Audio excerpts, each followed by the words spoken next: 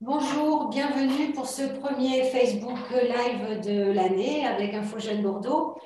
Toute l'équipe InfoJeunes profite de ce moment pour vous présenter ses meilleurs vœux à tous. Alors aujourd'hui, nous sommes en direct avec Fabien Caravano et Benjamin Bardel pour un focus sur les métiers de la radio. Ils sont tous les deux respectivement animateurs et journalistes radio sur Énergie. Ils vont nous apporter leurs témoignages sur leur parcours professionnel, leur formation, vous donneront des conseils et ils seront là aussi pour répondre à toutes vos questions. Alors, n'hésitez pas à en poser. Alors, merci Fabien et Benjamin d'être avec nous. On voulait vous poser une première question, c'est est-ce que vous pouvez en quelques mots, nous dire en quoi consiste précisément votre métier? Je ne sais pas lequel des deux veut intervenir. Votre métier au quotidien, la journée d'un journaliste ou d'un animateur radio. Fabien, t'es en studio, commence.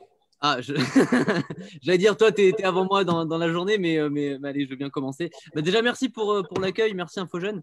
On est super content de venir parler un petit peu de notre métier. C'est toujours un plaisir de partager sa passion.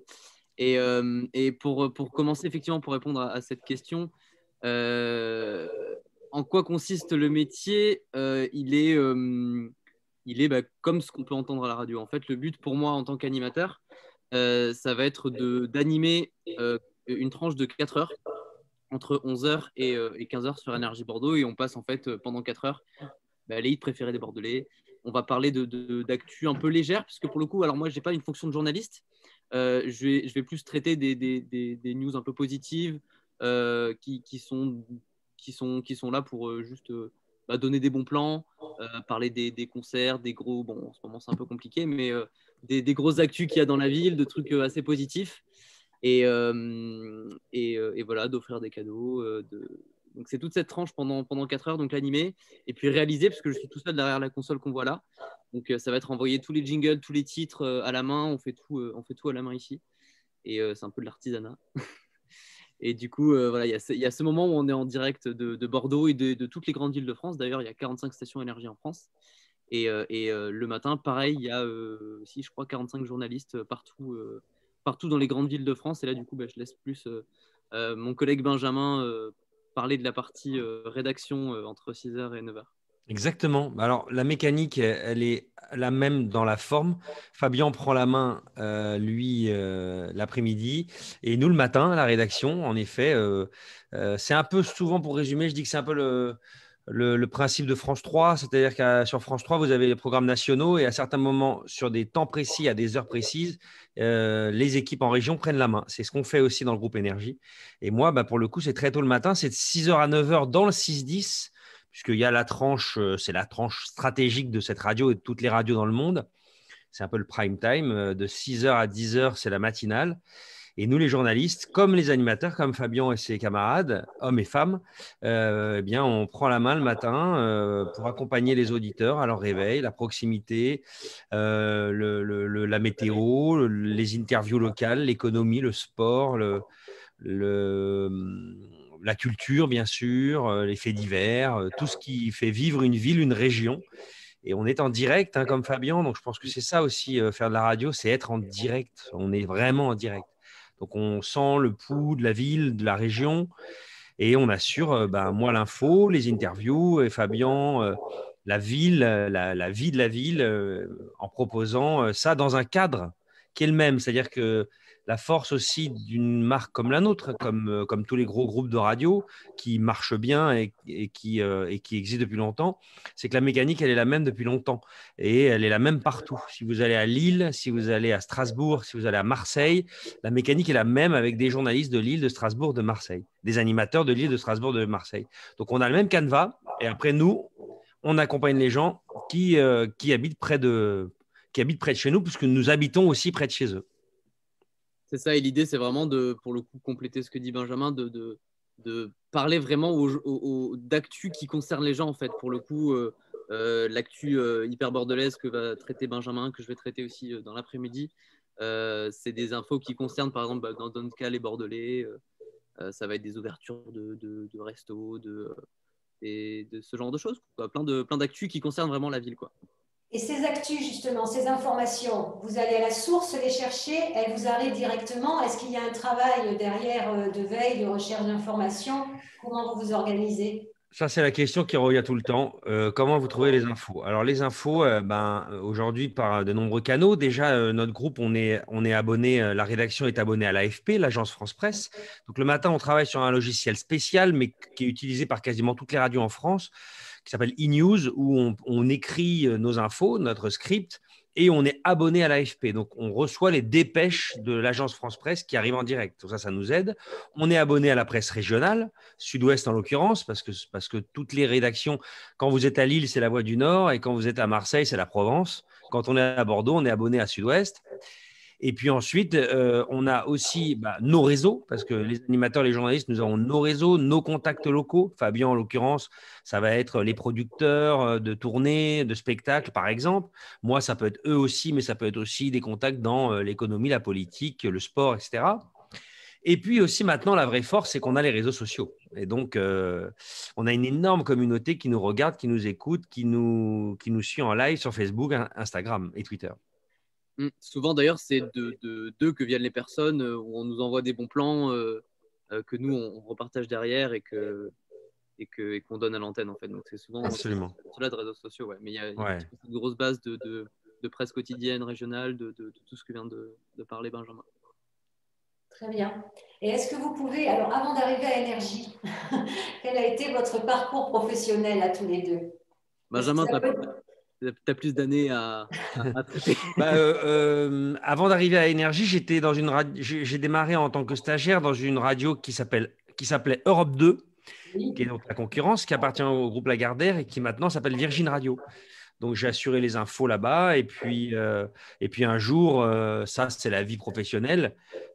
Comme ce que vous devez, j'imagine, dire parfois à Info Jeunes auprès des jeunes justement qui viennent quand ils sont en recherche d'emploi ou dans l'expérience professionnelle, on se fait un réseau. Et puis, j'ai un jour rencontré les équipes d'Énergie. Et donc, j'ai démissionné d'Europe 2 et j'ai été embauché par Énergie. Je suis parti à Énergie Metz, en Lorraine, où il y a aussi un animateur, un ou une journaliste. Il y a une équipe aussi là-bas, puisque le groupe Énergie, c'est aussi Chéri FM, Nostalgie, Rire et Chanson. Donc, tout ça, c'est le même groupe. Et dans toutes les villes de France, quasiment toutes, en tout cas, il y a Chéri, Nostalgie et Énergie. On est très présent partout. Donc, il y a souvent une, deux ou trois rédactions, une, deux ou trois antennes. Donc, souvent, un, deux ou trois journalistes, un, deux ou trois animateurs. Et puis voilà, Énergie Metz, ça s'est bien passé. Puis comme j'arrivais d'Europe de Bordeaux et qu'un jour j'ai entendu que le poste de journaliste à Bordeaux se libérait, j'ai harcelé à l'époque mon rédac chef, non pas contre Metz, mais pour Bordeaux en fait, parce que je voulais revenir dans cette région. Et j'ai été muté à Bordeaux. Et puis après, voilà, j'ai construit un peu ma vie professionnelle ici et je suis toujours à Bordeaux. Et pour ma part, alors moi, c'est un peu plus récent, parce que c'était j'étais embauché il y a 6 ans. Ouais, il y a 6 ans, en 2015. Et du coup, moi, c'était un peu au culot où je suis allé voir l'animateur qui faisait une émission à l'époque où on pouvait faire des émissions avec des artistes en extérieur. En gros, quand on a la possibilité de faire une émission avec un artiste, on l'a fait en extérieur. Donc, ça peut être à la FNAC, ça peut être en plein air, ça peut être n'importe où. Et il y avait une émission à l'époque qui était rue Gambetta au Virgin Megastore, je crois.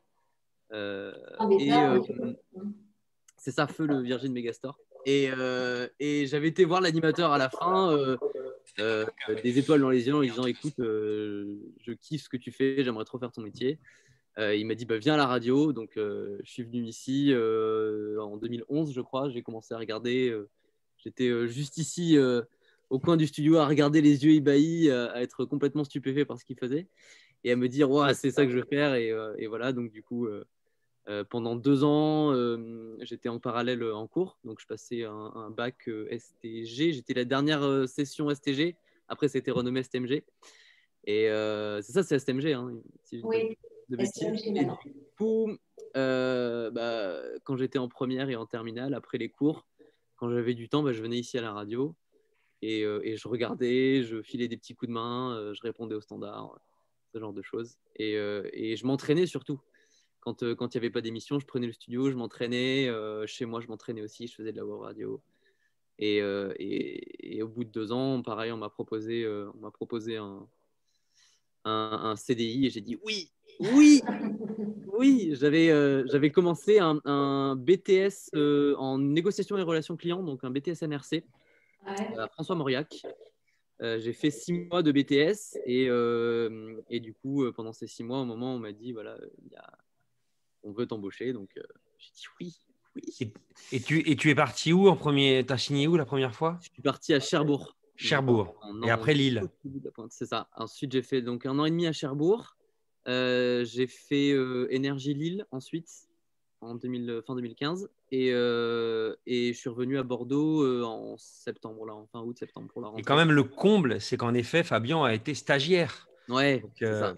Moi, j'étais journaliste déjà dans ces studios et il venait voir l'animateur. Parfois, ouais, c'est incroyable. Et maintenant, c'est lui qui est aux commandes quand même. C'est ça. 5-6 ans plus tard, c'est moi qui suis aux commandes et c'est une fierté de fou de revenir à la maison et c'est-à-dire que tous les gens qui font la radio, parce qu'il y a pas que nous, il y a des responsables, il y a toute une régie commerciale, il y a plein de monde autour de cette radio et la plupart des gens, je les connaissais parce que je venais déjà à l'époque et je les ai retrouvés maintenant et c'est moi qui ai pris la place de l'animateur, donc je suis trop content. Voilà. Ben, c'est vrai que les parcours, quand je me suis renseignée un petit peu sur les formations pour animateur radio, j'y reviendrai plus tard, mais c'est vrai que c'est surtout de l'expérience, du bénévolat, des stages, arriver à réseauter, à se faire connaître et puis à montrer surtout sa motivation en étant là 24 heures sur 24 tout en suivant des études. Quoi. Enfin, voilà, ça correspond à un métier de passion.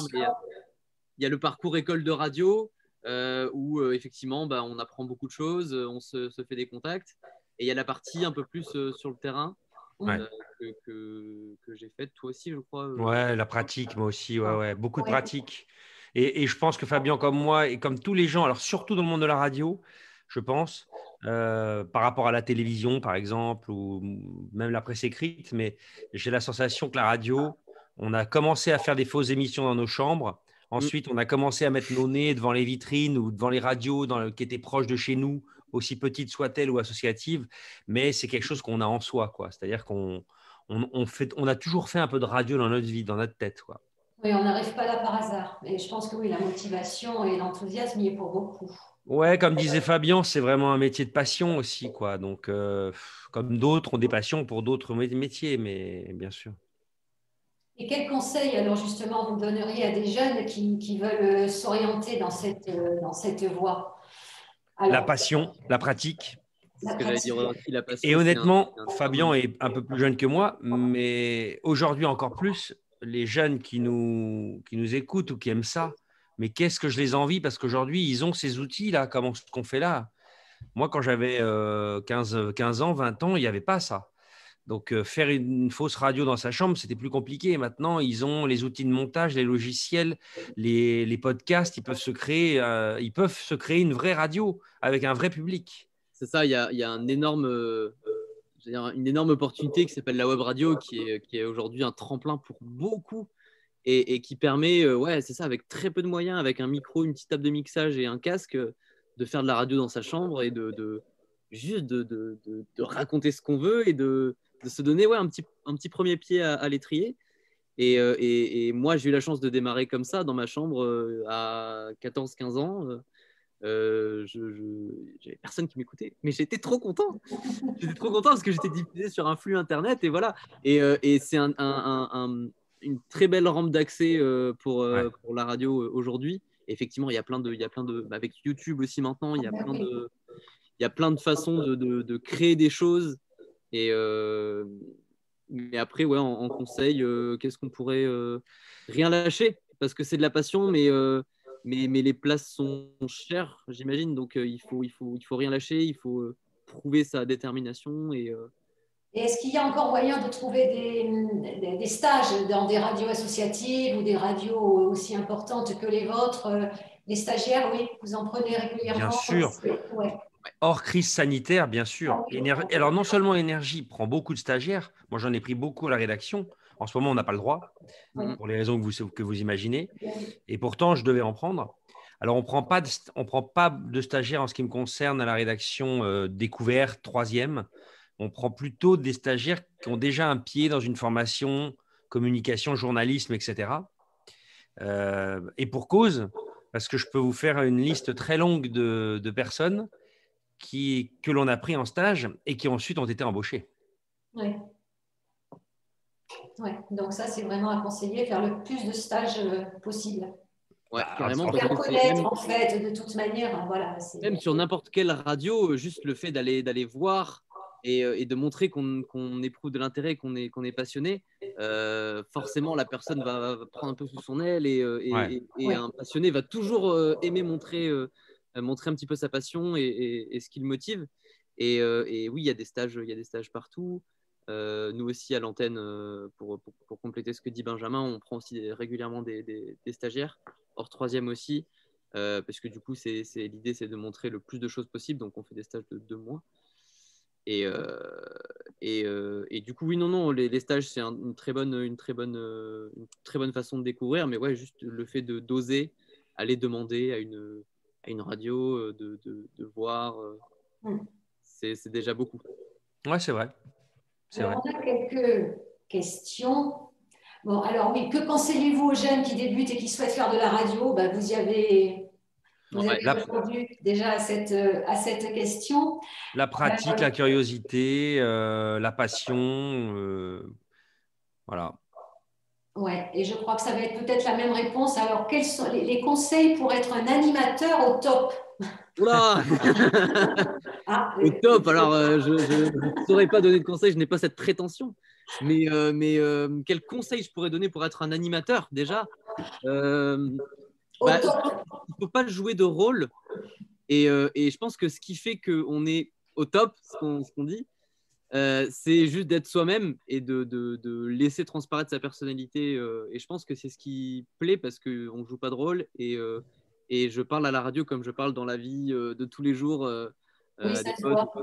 Voilà, c'est ça. Non, mais pour le coup, c'est de pas jouer. Ouais, c'est ça, pas jouer de rôle et d'affirmer sa personnalité en fait. Si on a une personnalité un peu débordante, bah, justement, c'est ça qui va faire, qui va apporter sa valeur ajoutée à l'animation et ce qui fait, je trouve, un plus. Après, je vois pas d'autres conseils pour devenir au top. Pour être au top. Alors après, on avait, voilà, est-ce qu'il y a un diplôme particulier pour devenir animateur radio? Alors, j'ai peut-être la réponse à la question. Vous allez vous compléterez si nécessaire, parce que c'est vrai qu'en animation, pour être animateur radio, à part le CQP animateur radio qui est proposé à l'INA, qui est un diplôme, un titre certifié, hein, reconnu par l'État, la plupart des animateurs radio soit n'ont pas eu une formation spécifique et sont venus là par leur formation, leur apprentissage sur le terrain, par des stages et le réseau, puis une expérience personnelle, ou alors sont issus aussi d'écoles de communication ou même d'écoles de journalisme plus traditionnelles et reconnues par la profession. Effectivement, alors j'en parlais un petit peu tout à l'heure, il y a la voie de l'école de radio ou de communication, ça peut être aussi de journalisme, hein. Il y a des journalistes qui sont tentés aussi par l'animation et inversement, mais il faut repasser par un cursus un peu plus journalistique parce que le journalisme, ça s'apprend, Benjamin en parlera beaucoup mieux que moi, mais il y a toute une déontologie, il y a tout ça autour du journalisme, mais pour terminer sur le diplôme, je pense pas qu'il soit nécessaire. Ça peut être un plus. Clairement, ça peut être un plus. Mais aujourd'hui, je pense que dans l'animation radio, c'est surtout la motivation et comment dire la personnalité peut-être. Ouais, c'est ça. Il y a tout un ensemble de l'élocution. Il y a ça va être tout ça qui fera la différence, mais le diplôme peut être un plus. La voix, est-ce que c'est vrai qu'il y a moyen de trafiquer, entre guillemets, vos voix pour qu'elles passent mieux à l'antenne? Alors, elles ne sont pas trafiquées, elles sont traitées, mais c'est simplement du traitement qui va harmoniser un petit peu, qui va compresser un petit peu la voix de façon à la rendre un peu plus harmonieuse avec la musique, de façon à ce que ça ne fasse pas un trop gros écart. Donc la voix est traitée, mais elle n'est pas tant modifiée que ça en fait. J'ai souvent des gens qui me disent je t'ai reconnu à la radio, mais j'ai la même voix qu'à la radio. Mais du coup, j'ai perdu la question. C'était oui pour La voix. Oui, la voix. Ça peut être ça peut être un plus aussi. Une voix atypique peut être un plus. Mais il y a plein de critères qui font que ça peut pencher en notre faveur. Effectivement, la personnalité fait une grosse partie. Ouais, une bonne élocution, le fait de bien savoir parler, ça joue forcément. Alors, j'ai une question. Là, on rentre, c'est beaucoup plus précis. Est-ce que vous avez déjà été censuré dans vos propos, l'un ou l'autre? Ouh, alors censuré. Alors, c'est le mot censuré qui est assez amusant. Alors déjà, je pense que l'on soit journaliste ou animateur, au-delà du fait qu'on a une vraie liberté, on est très conscient qu'on est en direct et qu'on est quand même très écouté. Donc je pense que les premiers à se censurer, c'est nous. Dans le sens où on va faire bien attention à ce qu'on dit, parce que ça a des conséquences. En plus, maintenant, il y a du replay, il y a des traces, encore plus qu'avant. Donc tout est vérifiable. Donc est-ce que on nous a censuré? Je crois que c'est vraiment nous qui faisons vraiment attention à ce qu'on doit dire, que ce soit dans des propos même légers. La règle numéro 1, c'est aucune atteinte à la personne, à son intimité, à injurier quelqu'un, à respecter la vie privée, à peser les mots qu'on dit et vérifier. Tu vois, Fabien, c'est une vraie question qui me colle parce que censurer, ça voudrait dire qu'on nous aurait interdit avant d'aller à l'antenne. Ça voudrait dire qu'on nous aurait dit avant, surtout, vous ne parlez pas de ça. Et honnêtement, non, je ne crois pas. La seule chose peut-être, alors moi en tant que journaliste, c'est que parfois j'ai décidé de ne pas parler d'une chose parce que tout d'un coup, à la dernière minute, c'était flou. Sur une info grave, sur un attentat, sur la mort d'une célébrité. On n'était pas sûr, donc non, on ne le disait pas, mais c'est pas ce que j'appelle la censure, ça fait partie du métier. Mais non, en fait, c'est amusant, on est bien conscient que quand même derrière ces micros, on est écouté, on a une forme de responsabilité, donc la censure, c'est nous-mêmes qui la faisons, mais pour des bonnes raisons, en fait. Ouais, je te rejoins totalement. C'est un peu. Non, on va jamais nous dire attention, on parle pas de ça. Non, non, pour le coup, on sait d'avance qu'on a. Je vais prendre une image d'un cadre, mais on sait qu'on a un cadre et on peut s'amuser tout autant dedans sans aller en dehors. Mais non, on va pas se censurer pour. Il y a des sujets, ouais, forcément, sur lesquels on va éviter de s'aventurer, mais honnêtement, je vois pas on nous interdit rien en fait. Non, c'est vrai. Hein. C'est juste, on sait très bien qu'on va pas dire de bêtises parce que des gens écoutent et des gens peuvent mal interpréter certaines choses. Donc évidemment, on va pas. Enfin, ouais, je rejoins totalement Benjamin. C'est un petit peu de forme d'autocensure. Et puis alors, c'est intéressant parce que ce soit les journalistes ou les animateurs, mais de toute façon, que ce soit les métiers dans le monde des médias, de toute façon, il existe en France un système très, très concret qui s'appelle le CSA, le Conseil supérieur de l'audiovisuel. Il n'est pas là pour censurer. C'est une question qui revient souvent quand on rencontre des journalistes, des étudiants dans ce métier ou des étudiants qui se préparent à ce métier, qui essayent de savoir à quoi ça sert. Mais le Conseil supérieur de l'audiovisuel, il est justement là. C'est un peu ce qu'on appelle le gendarme du PAF. Il est là pour aller s'assurer et non pas, je pense, fliquer parce que, à mon sens, il est important en France et il a plutôt tendance à protéger les gens, ce qui n'est pas le cas dans beaucoup de pays dans le monde. Il est là justement pour gérer, pour faire en sorte que, justement, on n'aille pas dire tout et n'importe quoi à l'antenne. Respecter le temps de parole des politiques, notamment en période électorale, respecter l'intégrité des uns et des autres. Donc, si on disait une grosse bêtise à l'antenne, de toute façon, on serait très vite toqué par le CSA et nos directions. Donc, voilà, on en est conscient. Et ça ne fait pas de nous des bons petits soldats qui ne disons rien, mais ça veut dire qu'on est responsable de ce que l'on écrit et de ce qu'on dit à l'antenne. Oui, c'est votre métier aussi, enfin, c'est de votre responsabilité, de votre propre responsabilité. Et puis, Bah oui, oui. Mais c'est amusant. Il y a toujours ce côté, la censure, la liberté d'expression. Oui, Voilà. ça C'est va les grands mots. toujours. C'est les grands mots à chaque fois dès qu'on le voit dans un média. Bah, ça vient de jeunes aussi, justement, Ouais, mais c'est logique. qui peuvent se faire aussi des Ouais, fois ouais. guider sur. Donc, c'est très bien de, de pouvoir les rassurer. C'est vrai que pour le coup, il y a cette liberté qui est hyper importante. Moi, pour le coup, le matin, je me donne pas de limites et je sais que je vais pouvoir parler de plein de sujets librement. Ouais. Bon. Je n'ai pas d'autres questions de la part des participants. Moi, je voulais juste revenir. Au cours de la discussion, on a parlé des différentes écoles, formations. J'ai parlé du CQP animateur radio.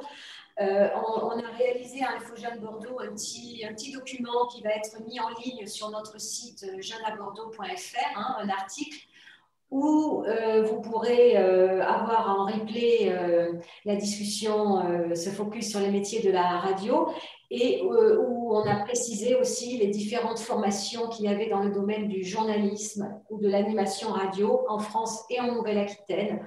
Bon, en Nouvelle-Aquitaine, c'est vrai qu'il faut quand même signaler qu'il y a l'IJBA, l'Institut de journalisme de Bordeaux-Aquitaine, qui est l'école reconnue par la profession, qui forme à des journalistes sur des Master 1, Master 2, avec des spécialisations justement presse écrite, TV, radio ou web.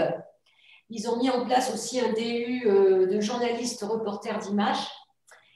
Et il y a une seconde école qui existe, qui, elle, n'est pas reconnue par la profession, mais elle a un titre certifié, reconnu par l'État, qui est l'École française de journalisme et qui est implantée aussi à Bordeaux. Et il y a aussi des formations universitaires qui mènent à ces métiers-là. Voilà. Je ne vais pas rentrer dans les détails, ça serait un petit peu fastidieux, mais toutes ces infos, vous les retrouverez sur notre site Internet. Alors, si je peux juste intervenir, parce que je connais ces deux écoles rapidement. Sur l'IJBA, on me pose souvent la question, c'est une très bonne école. Attention, le seul danger de ces grandes et belles écoles, c'est que vous avez 3000 demandes pour 30 postes. Donc, il faut connaître son niveau. Il y a des concours d'entrée compliqués. C'est certainement aussi la raison pour laquelle cette école est très réputée. Donc voilà, attention parce que tout le monde rêve un peu de l'IJBA et enfin souvent des jeunes rêvent de l'IJBA, me demandent, mais il y a beaucoup de dossiers, il n'y a pas beaucoup d'élus. Donc faut se connaître, faut connaître son niveau, ses capacités de préparation à ce genre de concours compliqué. Concernant le FJ, j'interviens régulièrement tout au long de l'année. C'est une école en effet privée qui n'est pas reconnue, mais son diplôme, en tout cas, lui, il l'est, comme vous disiez. Moi, c'est ce que je dis toujours aux étudiants, que ce soit d'ailleurs animateur ou journaliste, mais sur une école comme celle-là, moi, je dis que cette école, c'est un outil, c'est-à-dire que c'est un super outil si vous êtes fait pour ça. L'école vous ouvrira des portes auprès de qui? Auprès des professionnels. Parce qu'il y a beaucoup d'intervenants extérieurs dans ce genre de formation. Ce n'est pas comme en médecine où c'est de la science exacte. Oui. Donc, vous avez beaucoup d'intervenants, animateurs, responsables marketing, histoire des médias, journalistes, etc., qui interviennent à l'EFJ pour transmettre leur expérience, comme je le fais. Donc, si vous sentez que c'est un métier qui vous titille, des écoles comme ça là peuvent être formidables parce que c'est un outil qui vous met en contact avec des gens comme eux et puis surtout, après, vous permettre de faire des stages, etc. Mais c'est pareil, il ne faut pas y aller en se disant je ne sais pas trop si j'aime ce métier, je fais ça parce que bon, c'est du journalisme, ça va être facile, je vais payer ça assez cher chaque année et je m'en sortirai. Non, on s'en sort si on est fait pour ça. Oui, je crois que de toute manière, c'est bien ce qu'on a compris dans le sens de complètement. Bon, après, c'est vrai qu'il n'y a pas que les écoles de journalisme. Beaucoup de journalistes sont issus de filières universitaires, Sciences Po ou autres, ou même, on l'a vu, des écoles de communication. Oui, bien sûr. Voilà, mais je crois qu'on a terminé avec ce focus sur les métiers de la radio. Alors, je voulais vous remercier tous les deux pour votre participation et votre témoignage. Et puis, je remercie aussi tous les jeunes qui étaient présents, qui ont posé des questions. J'espère que vous avez eu toutes les informations que vous souhaitiez. Puis, n'hésitez pas à revenir vers nous Vert Énergie aussi, puisque vous voyez, ils sont très disponibles et répondent aux questions. N'hésitez pas à nous suivre sur les réseaux sociaux. Oui. D'ailleurs, sur Instagram, sur Facebook, on répond beaucoup, donc il ne faut pas hésiter. Ouais, on répond beaucoup. Combien ils sont sur Facebook? C'est pas mal, je crois. C'est une vraie petite ville. Quasiment 80 000, je crois. Ouais, quasiment 80 000 personnes, rien que pour la page de Bordeaux donc, et de la région. Donc, c'est sympa, quoi. On sent les gens présents. Oui, donc ils peuvent aussi, donc ils peuvent aussi vous demander des conseils, justement, sur les métiers, la formation. Avec grand plaisir. On regarde beaucoup Instagram aussi, les DM en privé, on regarde beaucoup parce qu'on se nourrit de ça pour ce qu'on va raconter un petit peu, pour ma part, dans l'émission. Mais... Ouais, on essaie de répondre au maximum. Ouais. Et merci en tout cas pour l'accueil. Merci beaucoup en tout cas. Merci à vous. À très bientôt. À bientôt. Au revoir. Au revoir, merci beaucoup.